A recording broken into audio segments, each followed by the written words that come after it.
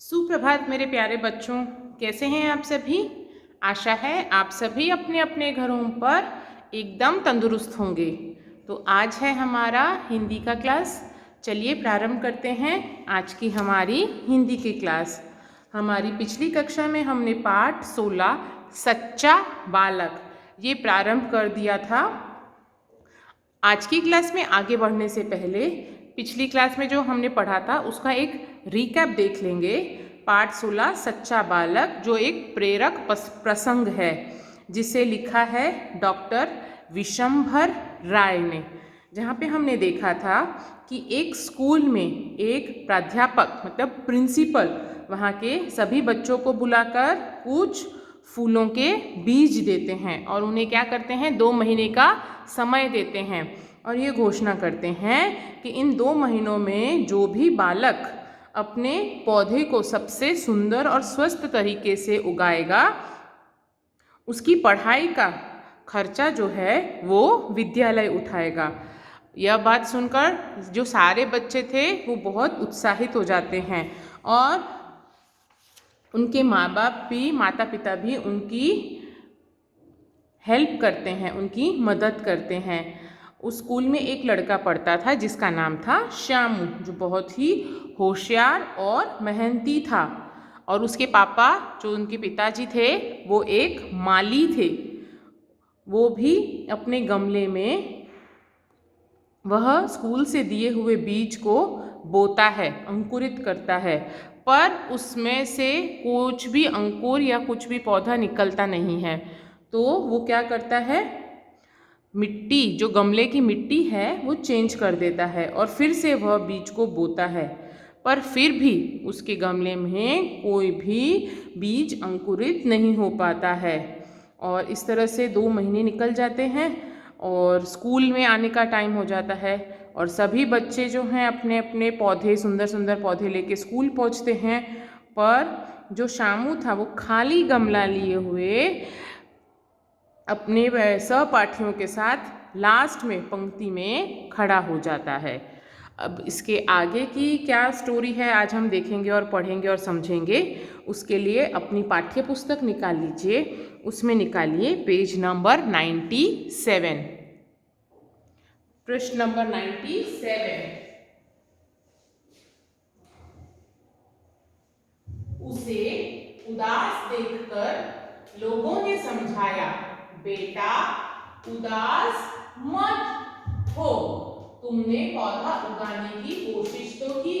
उसने मतलब श्यामू को जब उदास देखा तो वहां आए लोगों ने उसे समझाया कि बेटा तुम उदास मत हो, तुमने कम से कम उस पौधे को लगाने की कोशिश तो करी, पौधा नहीं उगा तो कोई बात नहीं। क्या कहा उन लोगों ने कि अगर आपके गमले में पौधा नहीं उगा तो कोई बात नहीं। प्रधानाध्यापक को देखते ही माता पिता बच्चों को छोड़कर विद्यालय से बाहर चले गए। जब देखा कि सामने से प्राध्यापक आ रहे हैं मतलब प्रिंसिपल आ रहे हैं, तो सारे माता पिता बच्चों को वही विद्यालय में छोड़कर वहां से चले गए। प्रधानाध्यापक महोदय एक एक गमले की जांच करते हुए आगे बढ़ रहे थे। जो प्रिंसिपल थे वो सभी बच्चों के गमले बारीकी से देखते हुए आगे बढ़ रहे थे।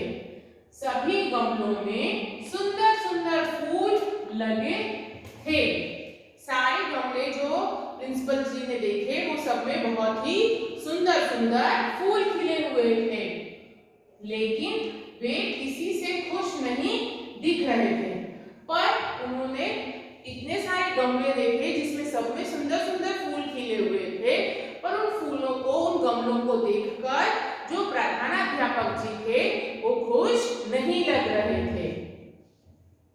अब प्रधानाध्यापक महोदय आखिरी बच्चे के पास पहुंचे। जैसे वो लाइन में सब खड़े थे, पंक्ति में खड़े थे, अब वो आखिरी बच्चे के पास पहुंचे। यह शामू था। आखिर में कौन खड़ा था? शामू। प्रधानाध्यापक उसका खाली गमला देखकर चकित रह गए। तो ये देखकर वो चकित रह गए। उन्होंने पूछा, बच्चे तुमने कोई पौधा क्यों नहीं उगाया? उन्होंने प्रधानाध्यापक ने शामू से पूछा कि बच्चे तुमने कोई पौधा अपने गमले में क्यों नहीं उगाया? मैंने अपनी ओर से पूरा प्रयास किया।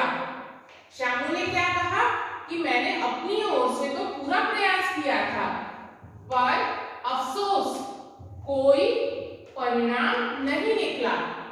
श्यामू ने सिर झुकाकर उदास मन से उत्तर दिया। श्यामू ने क्या कहा? श्यामू ने कहा कि सर मैंने अपनी तरफ से तो पूरी कोशिश की थी गमले में वो बीजों को उगाने की, पर उसका कोई फायदा नहीं हुआ।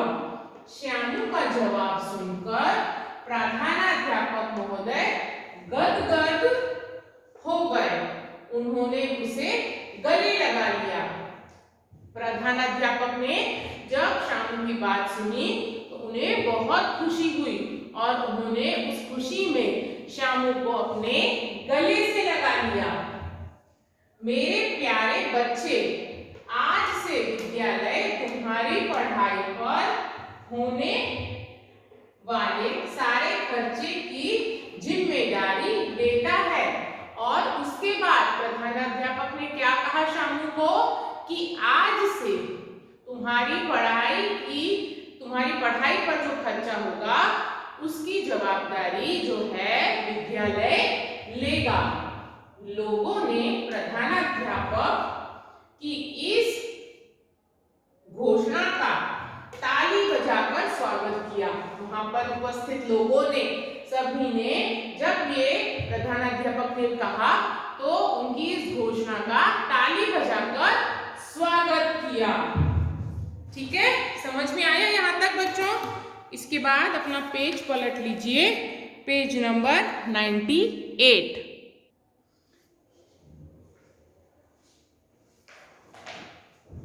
प्रधानाध्यापक ने कहा, उन्होंने क्या कहा?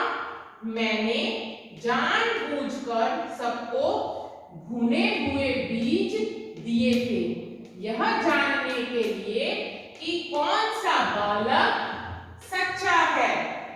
तो वहां के प्रिंसिपल ने क्या कहा कि मैंने आप सभी को जानबूझकर भुने हुए बीज दिए थे। भुने हुए मतलब सेके हुए बीज दिए थे, यह देखने के लिए कि आप सभी बच्चों में से कौन सा बच्चा जो है एक सच्चा बच्चा है।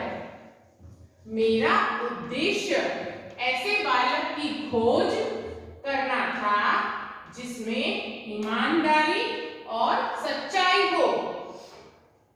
प्रिंसिपल ने क्या बोला कि मुझे ऐसे बच्चे की खोज करनी थी जो एकदम सच्चा हो और ईमानदार हो। आगे चलकर वही श्यामू श्यामदेव के नाम से बहुत बड़ा अफसर बना। क्या हुआ? ये बात उसके स्कूल की थी। जब वो बच्चा बड़ा हुआ तो उसकी ईमानदारी और उसकी सच्चाई के कारण वो एक दिन बहुत बड़ा अफसर, जो श्यामू था वो श्यामदेव के नाम से आगे प्रख्यात हुआ और एक बहुत ही ईमानदार अफसर बना। ठीक है, आया समझ में? ये लास्ट पेज फिर से एक बार रीडिंग कर लेंगे। प्रधानाध्यापक ने कहा, मैंने जानबूझकर सबको भुने हुए बीज दिए थे, यह जानने के लिए कि कौन सा बालक सच्चा है। मेरा उद्देश्य ऐसे बालक की खोज करना था जिसमें ईमानदारी और सच्चाई हो। आगे चलकर वही श्यामू श्यामदेव के नाम से बहुत बड़ा अफसर बना। यहाँ पे ये एक्सप्लेनेशन पार्ट है इस चैप्टर का फिनिश होता है। ठीक है, आगे हम इसके कठिन शब्द देखेंगे। वह कठिन शब्द और जो आपको मटेरियल दिया हुआ है उसमें ग्रॉसरी दी हुई है, वह आपको अपनी नोटबुक में 3 टाइम्स लिखनी है। ठीक है बच्चों? तो बच्चों आज का सेशन हम यहीं पे समाप्त करते हैं। मैं PDF भेज दूंगी कठिन शब्द और शब्दार्थ की, उसमें से आपको वह देख देख कर अपनी नोटबुक में लिखना है और इस पाठ को कम से कम 2 बार पढ़ के देखना है। आपको रीडिंग आ रही है कि नहीं आ रही है अच्छे से, ठीक है? और अगर कहीं पे आपको दिक्कत आती है या कुछ परेशानी होती है तो आप मुझसे पूछ सकते हैं। आज का कार्य आप जरूर से आज ही के दिन समाप्त कर लीजिएगा। फिर से अगली क्लास में जल्द मिलेंगे, तब तक के लिए धन्यवाद।